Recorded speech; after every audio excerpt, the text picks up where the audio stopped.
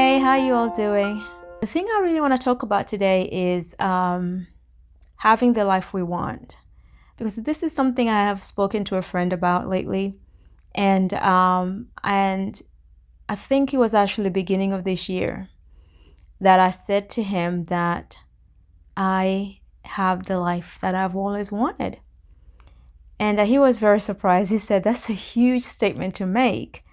Are you saying you have everything the way you've always wanted?" And I said, that's not particularly what I was saying. I wasn't saying every circumstance in my life is exactly how I've wanted. But I've come to a place to really getting comfortable with things being in their present moment. And there are still days when I am having to be more conscious of that. And there will be days when fear still kicks in and is still continuing to be a process for me. But I'm okay with that because I don't expect to get to a place where nothing fazes me. I think it will always be a process of fears coming in, excitement coming in, uncertainty coming in. But mostly, I think living with acceptance has really helped me feel I am living in my present moment and having really the life that I want.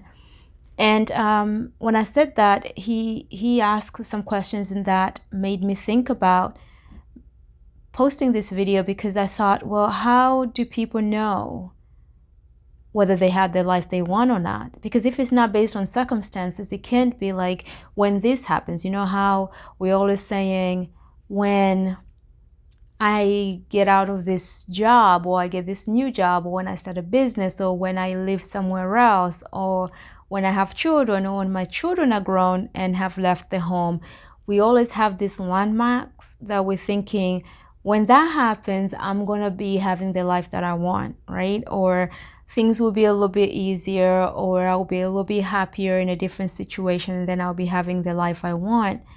And check on yourself a little bit, because I'm sure that has happened and then you haven't felt fulfilled, right? You thought, surely when I move house and I get to this new place, I will be so happy. And you were, but then there was something else you wanted to reach out for. And this is not about whether you should have goals or not have goals, or you should just not thrive for anything else. This is not what that is about. It's really sort of pointers I want to point to hopefully help somebody else. Maybe develop an awareness of perhaps the life you have is perhaps the life you've always really needed, and therefore you can feel contentment, and that is a great place to be, whether you have something you're reaching for or not. I mean, I think contentment is not I have everything I've always needed, but it's having the kind of life that you actually want. So I think the first thing I will say is try to assess what is the thing that you really need. So say to yourself, what could I do without? Or what could I not do without? So, and I know for a lot of people this could be financial things, but strip the finances away. Take the finances away and say, if I could afford to pay my bills, if I could afford to live whatever, like what is the basics of the things that make me happy? When and if I'm 90 years old, what kind of life would I want? Because usually when we think about towards the end of our life, we think really simplistically, because then we can imagine ourselves not having all these things we're trying to always pursue when we're younger. And as we envision ourselves being older, we can tend to have a clearer picture of the things that really matter to us. We can ask, what is the thing that I see myself not going without when I'm 90 or 100 years old? Like, what environment do I want to be in? What kind of lifestyle do I want to be in? Is it a hobby? Is it a place to live? Is it the type of friends you have? What is the thing that you can see yourself not being without when towards the end of your life? When you're 90, 100 years, whatever the age is to you in your mind of when it will be the end of your life, imagine that and imagine yourself happy and then say to yourself, what is the picture? What does it have comprising of? And when you've done that and you look back to where you are, there may be some discrepancy. You may find when you look back, you realize actually everything that I envision myself having when I am towards the end of my life, I already have. So what is the thing that I'm really pursuing that's making me restless or not being able to settle and saying, actually, I have the life I want? Because if there's no discrepancy, if the basics of the things that you really want then you have, you can say, I actually have the place I have. But what if that doesn't look like that? What if there's a big difference? So here's step number 2. Step number 2, instead of going towards, I want to change these things because it doesn't look like what it would look like towards the end of my life, my suggestion will be acceptance. Acceptance of where you are towards where you want to be. And so instead of trying to say, I want to change everything now, it's trying to say, maybe everything is exactly where it needs to be right now. And just live in the acceptance for a while.